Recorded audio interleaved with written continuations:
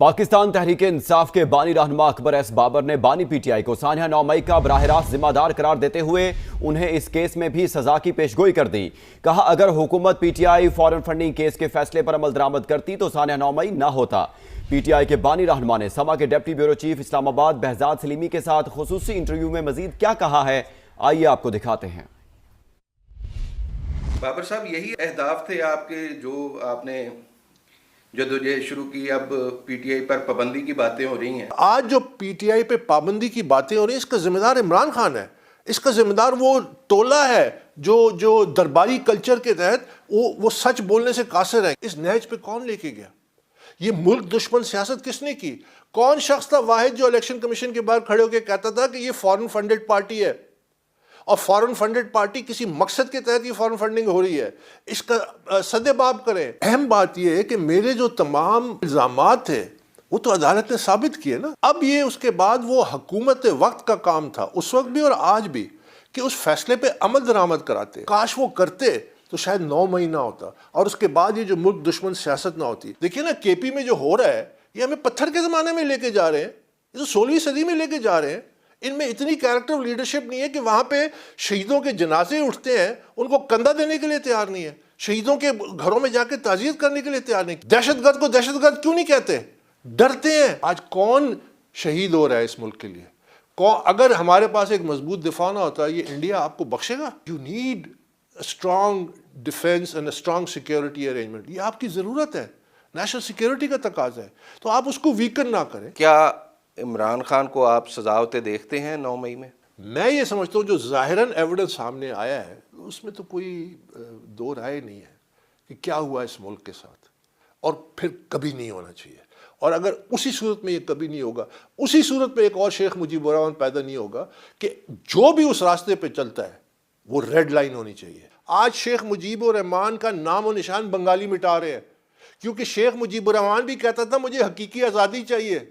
उसके हकीकी आज़ादी की जगह उसने भारतीय गुलामी में बांग्लादेश को डाल दिया। हकीकत 2 जनरेशन बाद उनको समझ आ गई कि ये शख्स जो था ये गद्दार था। क्या इमरान खान को आप गद्दार समझते हैं? देखिए, जहां तक मैं किसी पे लेबल नहीं देना चाहता, ये सुप्रीम कोर्ट का काम है।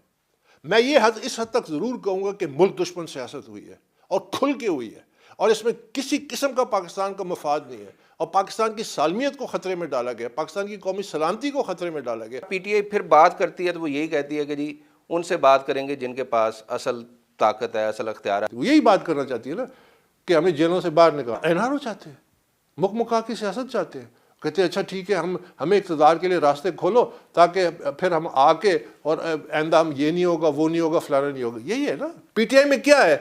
इमरान नहीं है तो उसके खानदान है, लेकिन उनकी फैमिली का कोई रुकन जो है पार्लियामेंट में तो नहीं है। कौन हुज कॉलिंग द शॉट्स? वो जेल में बैठ के फैसले कर रहे हैं, जबकि वो गैर कानूनी है, गैर आईनी है। तो आप चाहते हैं कि स्पीकर बानी पीटीआई के नामजद करदा अपोजिशन लीडर को गैर कानूनी नोटिफाई ना है, करें? वो कर ही नहीं सकते नॉमिनेट, वो गैर कानूनी है, वो इस वक्त सजा याफ्ता है। मुझे ये बताइए कि लीडर ऑफ द अपोजिशन के लिए क्यों नहीं पीटीआई की जो पार्लिमानी जमात, पीटीआई तो इस वक्त रिकगनाइज ही नहीं है, लेकिन जो भी है वो एक बैठते हैं और प्रॉपर एक इलेक्टरल प्रोसेस के जरिए अपना लीडर ऑफ द अपोजिशन इंतखाब क्यों नहीं करते? सबसे पहले आपको इस्लामाबाद से अफसोसनाक खबर दें। शादी की खुशियां गम में बदल गईं। इस्लामाबाद के सेक्टर G7 में शादी के घर में गैस सिलेंडर धमाका, दुल्हा दुल्हन समेत 6 अफराद जान से गए, 10 जख्मी, 4 करीबी घर भी मुतासिर। जदीद टेक्नोलॉजी की मदद से मलबे की सर्चिंग जारी है। शादी की खुशियां गम में बदल गई। इस्लामाबाद के सेक्टर G7 में शादी के घर में गैस सिलेंडर धमाका हुआ है। दुल्हा दुल्हन समेत 6 अफराद जान से चले गए, 10 जख्मी हो गए हैं, 4 करीबी घर भी मुतासिर हुए हैं। जदीद टेक्नोलॉजी की मदद से मलबे की सर्चिंग जारी है।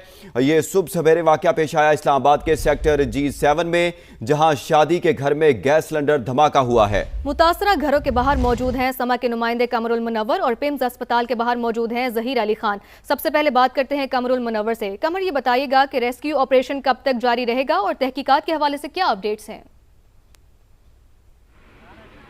जी रेस्क्यू ऑपरेशन जो है वो अभी तक चल रहा है। इब्तदाई तौर पर इसमें से 16 लोग जो थे उनको निकाला गया था, जिसमें जो एडिशनल डिप्टी कमिश्नर है उनकी जानिब से भी ये बताया गया है कि 6 अफराद जो हैं वो इस वाक़े में जांबाक हो गए हैं, जबकि 10 जो हैं वो शदीद ज़ख्मी हैं। जो शदीद ज़ख्मी हैं उनको पिम्स अस्पताल मुंतकिल किया गया है और अभी जो मौका है वहाँ पर स्निफर डॉग्स और जदीद टेक्नोलॉजी के ज़रिए, सेंसर्स के ज़रिए चेक किया जा रहा है, क्योंकि इंसानी जान जो है वो यहाँ पर ना हो, क्योंकि मलबा जो है वो बहुत ज़्यादा है। और जिस जगह पर ये रेस्क्यू ऑपरेशन किया जा रहा है वो एक तंग गली है और उसके अंदर ना तो फायर टेंडर जा सकते हैं और ना ही रेस्क्यू की गाड़ियां जो है वो अंदर जा सकती हैं। यहाँ मैनुअली जो CDA के लोग हैं वो कटर्स के ज़रिए जो मलबा है उसको काट रहे हैं ताकि मज़ीद इस चीज़ की शनाख्त की जा सके कि आया इसमें कोई इंसानी जान तो मौजूद नहीं है। क्योंकि जिस वक्त ये वाक़या हुआ उस वक्त इलाका मकीनों की जानिब से ये बताया गया कि ये शादी का घर था और इसमें काफ़ी ज़्यादा लोग जो थे वो मौजूद थे। गुजरात से ये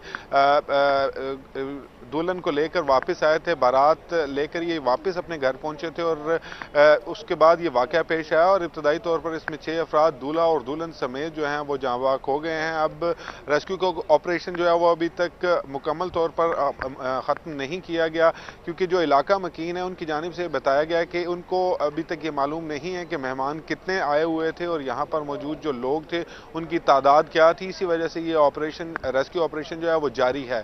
दूसरी जानिब इस इलाके की तरफ आने वाले तमाम रास्तों को मुकम्मल तौर पर बंद कर दिया गया है। छोटे कटर्स के जरिए जो है वो लेंटर और मलबे को काटा जा रहा है। बिल्कुल, सर्चिंग ऑपरेशन जारी है। कमर साथ ही रहिएगा, जहीर की तरफ चलती हैं जो कि पिम्स अस्पताल के बाहर मौजूद हैं। जहीर, आप बताइएगा कितने जख्मी अफराद अस्पताल लाए गए हैं और उनकी हालत के हवाले से डॉक्टर्स का क्या कहना है? देखिए, जो ज़ख्मी यहाँ पे लाए गए हैं उसमें मर्द 4 हैं, 4 ख़वातीन हैं और 3 बच्चियाँ इसमें शामिल हैं और मजमूई तौर पर 11 के करीब जो अफराद हैं वो ज़ख्मी हैं और 2 को बर्न सेंटर मुंतकिल किया गया है जो ज़्यादा जले हुए हैं, जिसमें एक बच्ची और एक 40 साल के जो हैं वो ज़ख्मी शामिल हैं।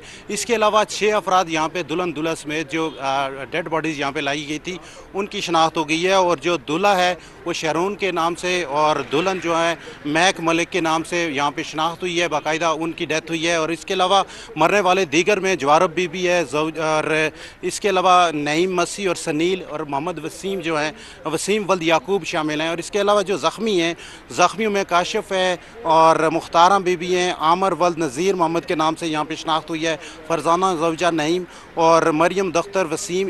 इसकी उम्र 9 साल है और ये जली हुई हैं। सिलेंडर धमाका चूँकि इसी घर में हुआ है और बच्ची ज़्यादा ज़ख्मी है और उसको बर्न सेंटर मुंतकिल किया गया। और इसके अलावा एक 40 साल के जो हैं वो भी ज़ख्मी हैं और उनको भी एजाज मसीह उनका नाम है, उनको भी इस वक्त बर्न सेंटर मुंतकिल किया गया है। तो 6 अफराद की शनाख्त भी हुई है। इब्तदाई जो लिस्ट है जहाँ पे जो पिम्स अस्पताल में जो ज़ख्मी आए हैं उनके मुताबिक जो ज़्यादातर ज़ख्मी हैं वो मलबे तले दबने से ज़्यादा ज़ख्मी हुए हैं और 2 जो जले हुए हैं उनकी हालत क्रिटिकल बताई जा रही है और ज़ख्मियों को इब्तदाई तबी इमदाद दी जा रही है। और उसके बाद जो डेड बॉडीज़ हैं उनकी यहाँ पे पोस्टमार्टम होगा और उसके बाद वर्षा के हवाले की जाएंगी। तो इब्तदाई जो लिस्ट सामने आई है उसमें 6 जो जांबाक हुए हैं उनमें से दुल्हन दूल्हा समेत उन सब की शनाख्त हो गई है और दूसरे जो ज़ख्मी हैं उनको इब्तदाई तबी इमदाद दी जा रही है। डॉक्टर्स का अमला यहाँ पे मौजूद है और वर्षा भी यहाँ पे मौजूद है, चूँकि ये एक ऐसा इंसिडेंट हुआ जो खुशी का मौका था और वो गमी में बदला। साथ वाले घर में धमाका हुआ जिसकी वजह से दुल्हन दूल्हा समेत जिस घर में शादी थी शनाख्त हो गई है। जो अपडेट्स आएंगी वो लेते रहेंगे। जहीर अस्पताल के बाहर मौजूद थे और कमरुल मुनव्वर जाए वक़ुआ पर मौजूद थे।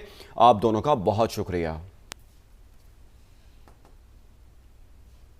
मलबे तले दबे अफराद की तलाश के लिए जदीद टेक्नोलॉजी इस्तेमाल कर रहे हैं। एडिशनल डिप्टी कमिश्नर जनरल को मीडिया से गुफ्तगू, कहा 3 करीबी घरों की छतें मुकम्मल गिर गई और 1 की मुतासिर हुई है। मुकम्मल तहकीकात तक करीबी घरों में भी किसी को नहीं रहने देंगे।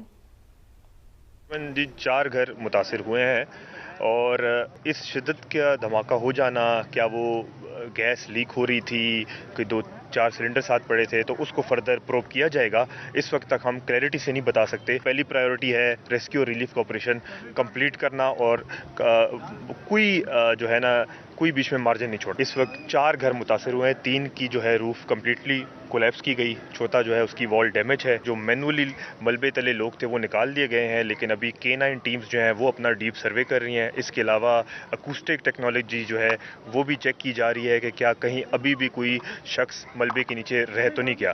इसके अलावा जो है तमाम जो रास्ते हैं वो कॉर्डन ऑफ कर दिए गए हैं और बिल्डिंग कंट्रोल की टीम्स भी आ गई हैं कि साथ वाले स्ट्रक्चर्स हैं उनकी जो है स्टेबिलिटी चेक करने के लिए। और इस वक्त जो है मज़ीद एक दफ़ा जब ये कंक्लूड हो जाएगा फिर हम जो है चेक करेंगे कि इसकी वजह क्या थी।